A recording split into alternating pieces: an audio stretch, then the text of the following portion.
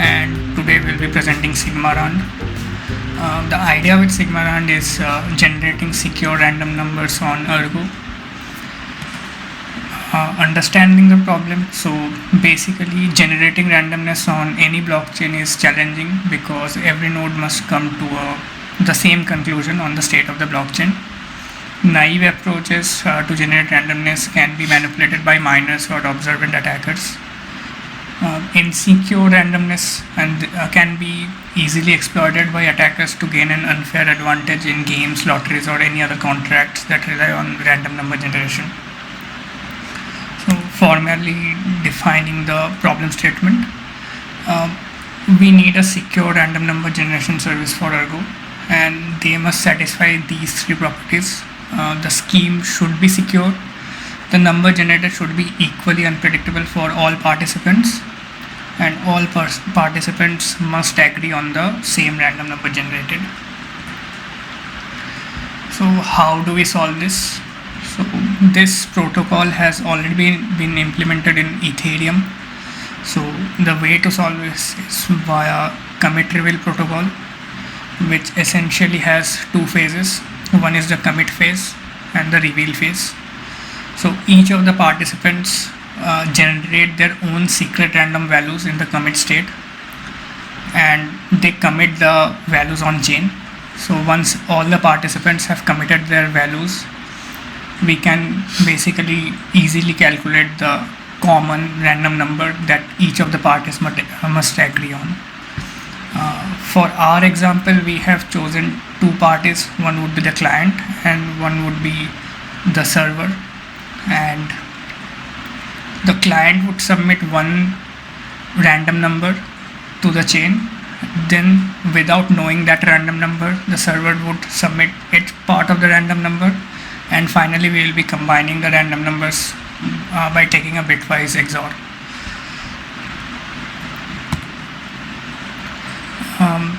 This slide gives a more detailed overlook on the entire process. So Alice in this case would be the client and Bob the server. So Alice cannot reveal her random number initially, so what she does is create a hash of that random number and commit that hash on chain in the first transaction. Bob, when is notified about that random number generation task, creates its part of the random number, that is in the second box. So in the second box we have hash of random A and random B committed. Once the two transactions are confirmed on chain, Alice would be revealing her random number. In this case we create a third UTXO which has random A revealed, random B is the same from the previous UTXO, and the random number generated is random A bitwise XOR random B. So coming to this, we can see a few issues that might happen because the protocol that we decided to create had to be secure in all ways. So the idea was, even if Bob tries to be malicious, Alice can take refunds. So what we have built is, in the first box, Alice can take a refund if Bob doesn't act on it for the first 2 hours. So we are allowing Alice to take a refund after 60 blocks. This resolves the case in which Bob the server is malicious and doesn't act on Alice trying to create a random number. In the second state, when Bob and Alice both have committed the random number, Alice is tasked with revealing the random number. So now anyone can create box, the third box, because if anyone reveals random A, they can spend the previous commit UTXO and generate the random number. So even in the second transaction, we are removing any dependency on the server. Now one issue that might happen is when the random number is generated. So Alice would know what the final random number is at the end of the commit state, because Alice already knows random A and Bob has revealed random B in the second transaction. To prevent that, we would require Alice to send a simple token or any amount of work as a pledge, and that would be only refunded or used after Alice reveals random A. This is to prevent Alice from being malicious in case the random number that is being generated doesn't favor Alice. So this is how we are guaranteeing the random number that is being generated doesn't favor either Alice or Bob. So to give an overview, the start state is the client has a token. We can think of it as a NFT or any token. The client has to redeem that token for a random number. So at the end state, after commit reveal protocol, the token and the random number that is generated is locked in the third UTXO, and the final lock state can be defined by the client itself. So we are allowing the user to give a user defined guard script in which we will be sending the random number and the token that the user initially submitted.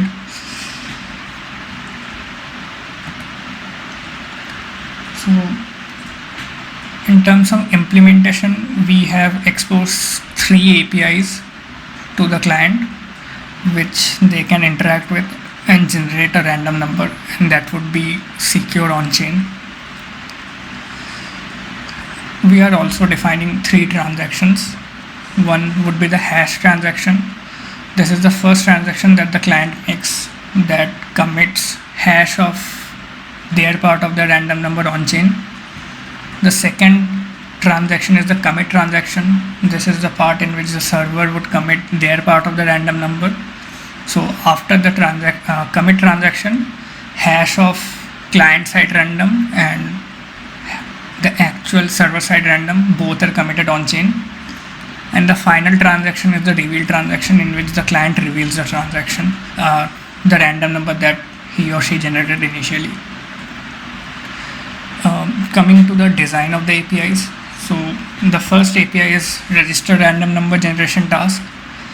In this, the client would call our API with the hash of the random number that they have created and the address they are using for the entire flow and the token they have to redeem.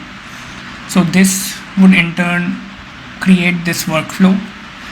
So how this workflow would go is we are essentially polling for the hash transaction to be committed.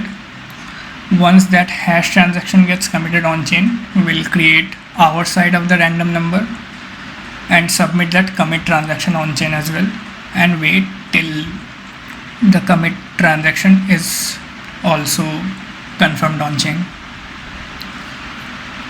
Second API that we are exposing is get random number generation task API. This essentially would let the client query what the state of their random number generation process is. So whenever we are creating the task for the first time, we'll mark it as not started, then it would move to commit in progress, committed, then reveal in progress, and then finally completed. And the final API lets the client reveal their part of the random number. So this would again trigger a workflow on the backend that would keep on polling the explorer for the transaction status, and once the status is confirmed, we'll close the workflow and mark the entire random number generation task as completed. So coming to an example, how would this work in case we want to open a pack of NFTs? So how we have modeled the problem is the client would have a pack NFT token which can be redeemed for another NFT which can have different amount of rarity. So a few NFTs can be very rare and a few can be common, and we'll be using our random number generation protocol to solve this problem. So the first action is client must generate random A and calls the registered random number generation task to log that token with the hash of random A. Service then would generate its part of the random number and would spend that initial UTXO in a commit transaction. The client at this point would keep on polling our service to know about the task status and if the commit transaction is confirmed on chain or not.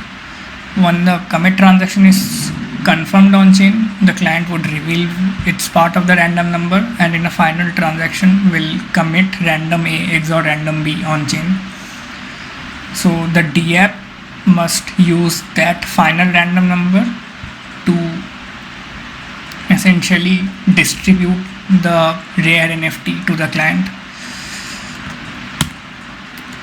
So we can go through the contracts in a second.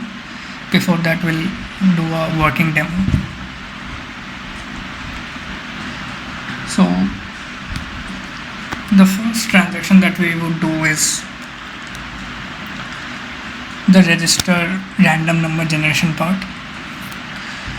So what we have done is created a random number. So this is a hex representation of the random, and then we have used Blake 2B256 hash to generate that random hash that we would be sending. And then this is the token that we are spending. So this can be any token that you can use. It's fully configurable. And the locking contract address is the final address where the token and the random number generated, the final box is locked with. Address here is the client address, so nothing much there. I can go a bit deeper on how the random number is generated, the client side random number is generated.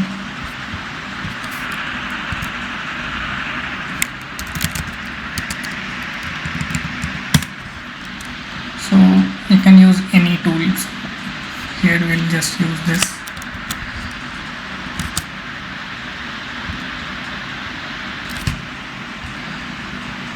So this is any random the client generates and takes a standard hash which generates this part of the hash that we must send to the client, to the server. And we are using this hash in the register task. So I'll invoke our SigmaRand API with this call, and this API you can test it out as this is now publicly available.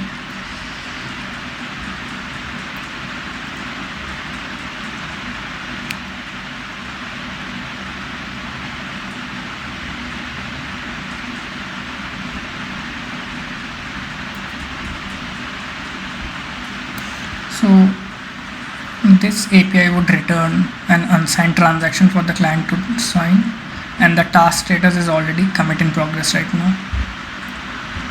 So I'll just sign this transaction.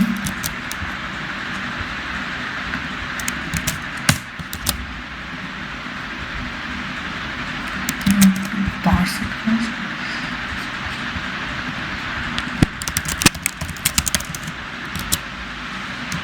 So I have to convert the serialized transaction to a JSON object and then sign it.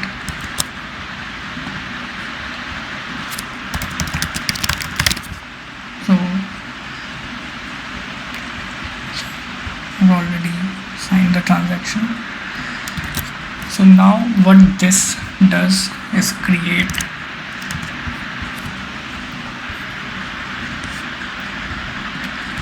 initial box.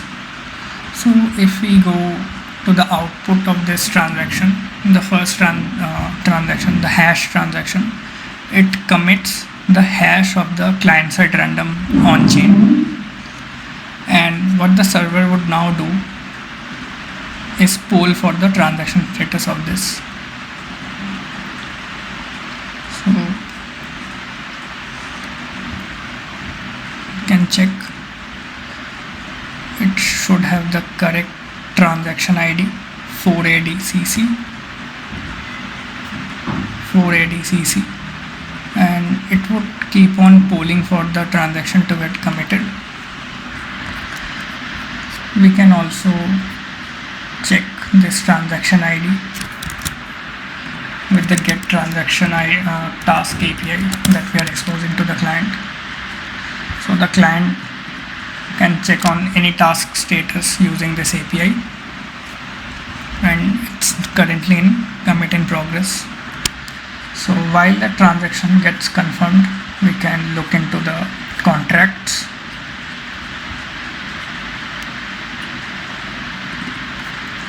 So the transaction that we sent, the output is now locked into one box that is guarded by this hash UTXO script. So we have a couple of inputs for this. The first one is the client public key, the server public key. We have a deadline that we are setting for 60 blocks. So that is around 2 hours in actual time. The locking token ID and the token amount that we are propagating, and the proposition bytes. So essentially we are checking that this box is only being spent if the output for the spending transaction has a commit UTXO script. So the runtime proposition bytes for the first UTXO is the proposition bytes for the second UTXO. So if we check the conditions, there is a refund condition that essentially allows us to get a refund. The client can get a refund if the server doesn't act in the first 2 hours of the submission. Second is the commit box or the output of the spending transaction has the correct proposition bytes of the contract. We are making sure the sizes of the inputs and outputs are same. So one would be the for output, one would be the commit box, and the second one would be the fee box. And the token condition essentially makes sure that we are propagating the token to the commit box. So either the client can spend it if it's in the refund window, or the server can spend it. Now let's get back on the transaction and check if it has confirmed on chain or not. Yeah, so we can see it's already committed right now. So that means the hash transaction got committed. So is transaction status at this state was confirmed. Then we got the hashbox ID and set the hashbox ID from null to the actual hashbox ID, and then we use those as the input for the submit commit transaction part to generate the server side random and commit on chain. And then we spent looping for the transaction status to get confirmed. Then we, at the last step, we made a task status to committed. So let's see on Ergo Explorer how this looks. So we have already spent this box. So this was the commit transaction that was automatically submitted from SigmaRand. So if we check the input, the output for this, so we have the hash of the client-side random at R4 and the random that the server generated at R5. We can take a look at the submit transaction code once. So for the submit part, what we do is create the commit transaction, use the input box as the hash box ID, create an output box, and we lock it with the commit transaction script, and the server would automatically sign it and send it on chain.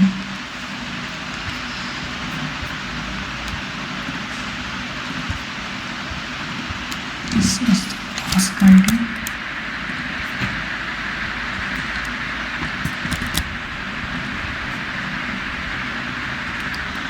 So the task is already committed. Now we can reveal our random number.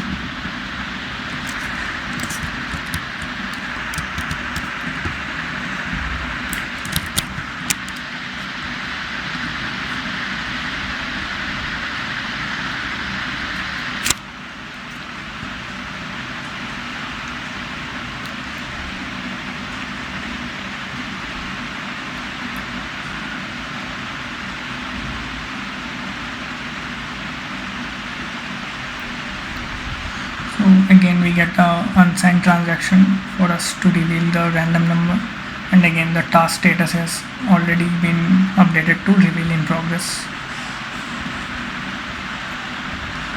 We'll sign this transaction.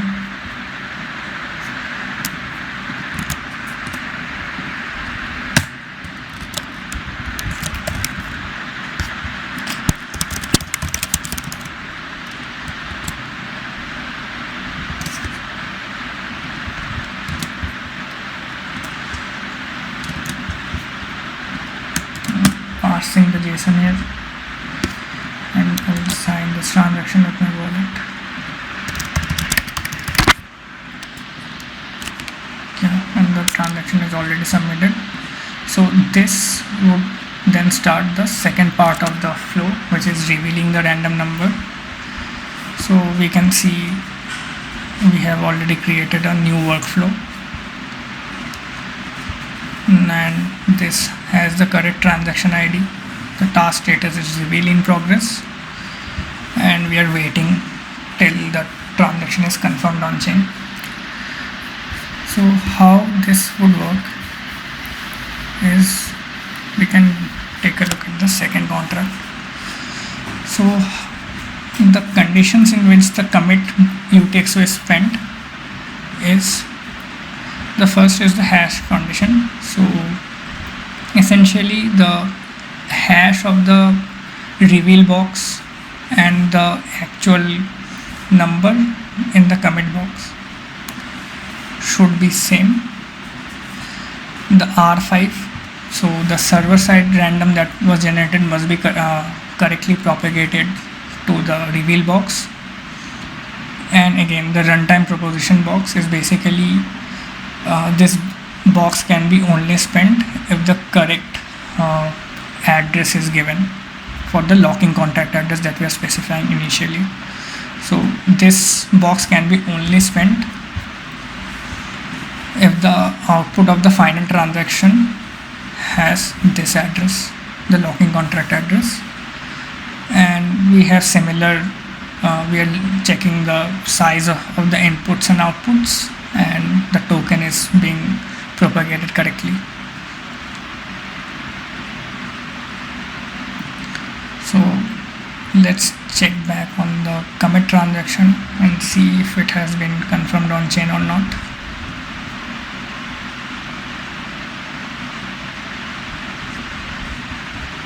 Okay, it's still not confirmed. Let's see what Ergo Explorer says about this. We have an unsigned transaction, unconfirmed transaction, but yeah, in the output we see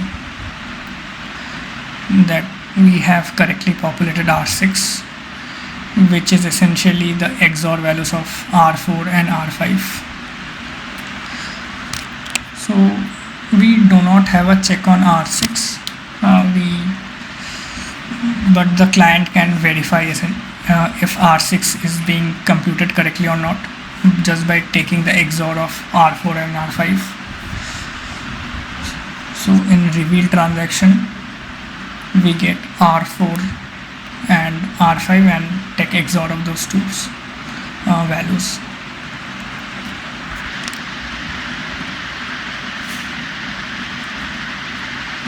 You can even check the status, just tell reveal in progress.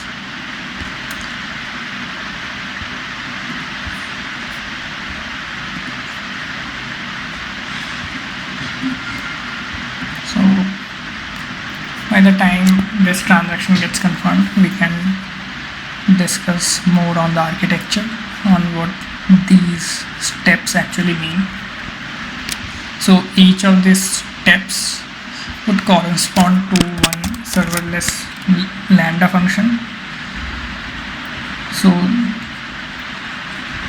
in our case, we have these functions that we have created. So get transaction status essentially polls Ergo Explorer to get the transaction status. Register random number generation creates the first unsigned transaction for the hash box.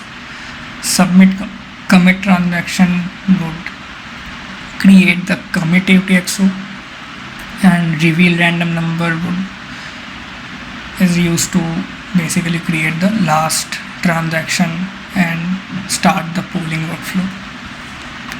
And update workflow state and get workflow state, these are essentially we are keeping track of the state in our own database.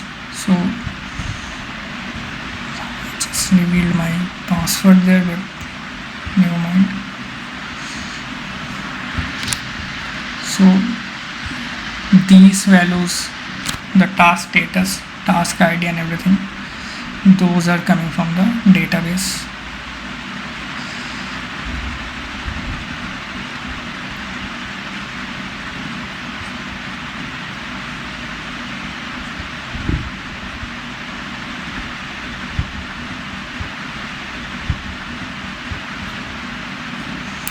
So step functions would actually let us orchestrate various lambdas and serverless functions together to generate what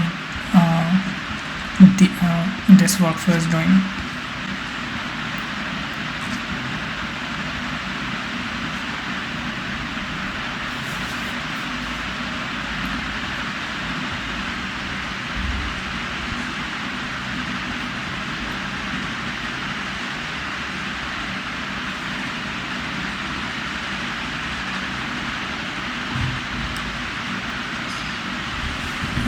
Yeah, so we can see the transaction is now confirmed.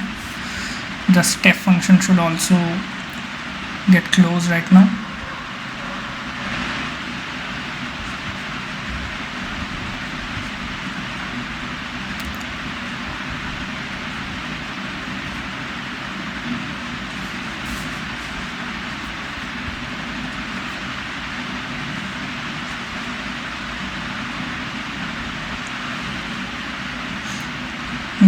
So we can see the step function is now closed, and we have successfully updated the task status is completed as well. So if I try to query the task ID, it should show us completed with the hash box ID, commit box ID and the reveal box ID. So the reveal box ID would have the random number generated along with the token ID and is locked in this locking contract address.